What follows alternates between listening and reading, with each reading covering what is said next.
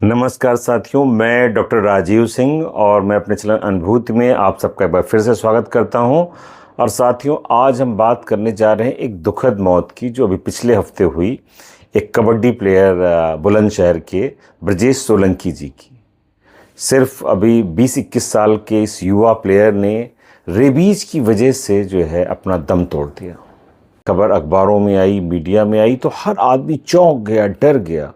और ख़बर क्या थी, सिर्फ इतनी थी कि वो किसी पिल्ले को बचा रहे थे और उसी दौरान उनको कुछ शायद बाइट हुई या स्क्रैच हुआ और उसके बाद उनकी डेथ हो गई। इतनी ही खबर अखबारों में आ पाई तो बहुत से लोग डर गए। मेरे पास तमाम ऐसे कॉल्स आए कि सर हमारे पास 3 साल पहले डॉग बाइट हुआ था, 4 साल पहले स्क्रैच लगा था। तो हम बहुत डर गए हैं इस तरह की घटनाएं जब सुनते हैं। तो आइए इस बात की पड़ताल करते हैं कि ब्रजेश सोलंकी जी की ये असमय मौत क्यों हुई। आइए इसका सच जानते हैं।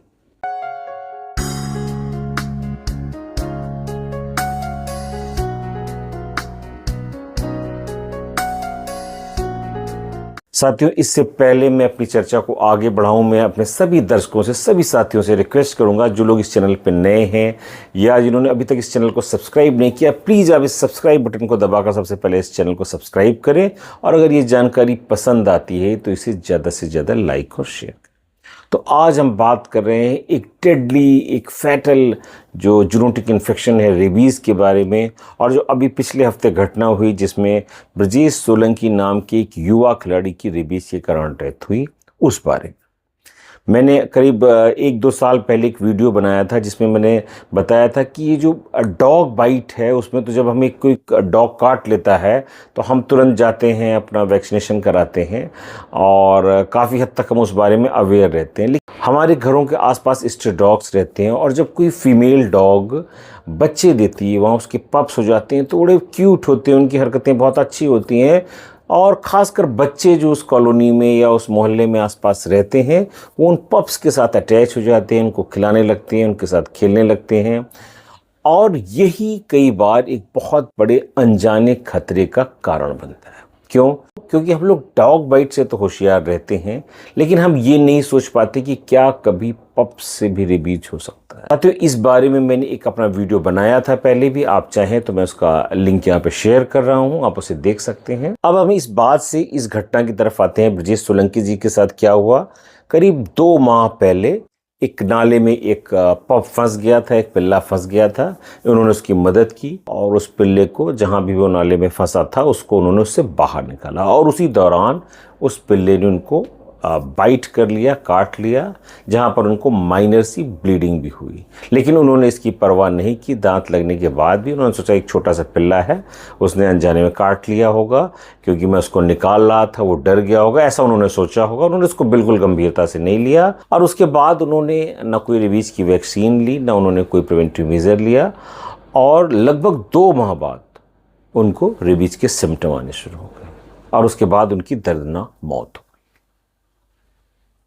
ये घटना हमें क्लियरली ये बात बताती है कि अगर हमें बाइट होती है, भले ही वो किसी स्ट्रे डॉग की है, चाहे वो कोई पिल्ला है जो हमें काट लिया जिसकी किसी वजह से हमारी ब्लीडिंग हो गई और उसके बाद वो भी कहीं चला गया, क्योंकि आपने जिस पिल्ले को निकाला आपने देखा तो नहीं कि वो कहाँ गया।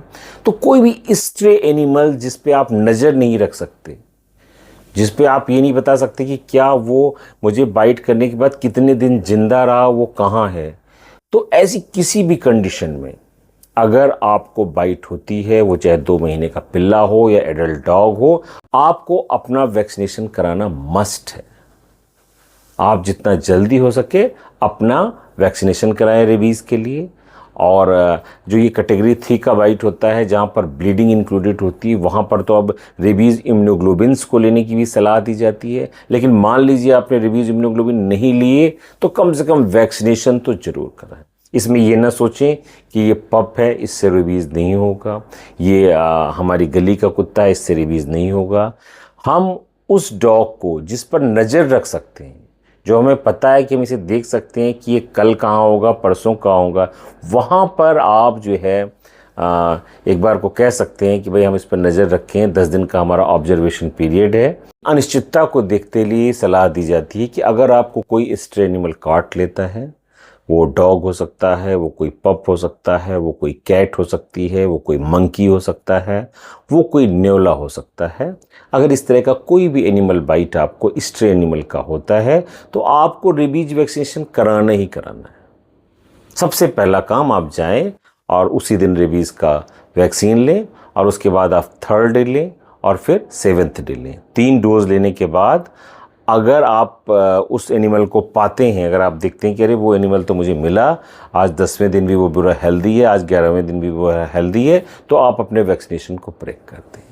तो ये जो इनिशियल वैक्सीनेशन है 0, 3 और 7 दिन वाला, इसको आपको किसी भी कंडीशन में स्किप नहीं करना है। अगर आपको लगता है कि हाँ, हमें 7वें दिन के बाद वो 10वें दिन 11वें दिन अगर हमें वो एनिमल बिल्कुल हेल्दी दिखाई दे रहा है, हम उसे पहचानते हैं कि भाई ये तो वही डॉग है, वही पप है, ये अच्छे से खेल रहा है, ये तो 10 दिन बीत गए, हेल्दी है, तब आप अपने वैक्सीनेशन को उस समय छोड़ सकते हैं। लेकिन ऐसा अनजान खतरा न लें कि जो ये जानवर हैं घूम रहे हैं और गायब हो जाते हैं, कहीं भी जाकर इनकी डेथ हो सकती है, हो सकता है वो 5 दिन बाद आपको दिखे ही ना, तो वहाँ पर इस हिडन रिस्क को न लें जो आपको 100% डेथ की तरफ ले जा सकता है। लेकिन इस वीडियो को बनाने का मकसद ये भी नहीं है कि आप अपने पेट एनिमल के बाइट से और स्क्रैच से डरने लगें। अगर आपके पड़ोसी के आपके पास कोई पेट एनिमल है तो पहले तो हमेशा उसको वैक्सीनेट कराएं, और अगर आपके पास कोई भी पेट एनिमल है वो स्क्रैच करता है, बाइट करता है, तो वो आपके घर का एनिमल है, आप उस पर नज़र रख सकते हैं, तो आपको बार बार वैक्सीनेशन कराने की ज़रूरत नहीं है। धन्यवाद सर।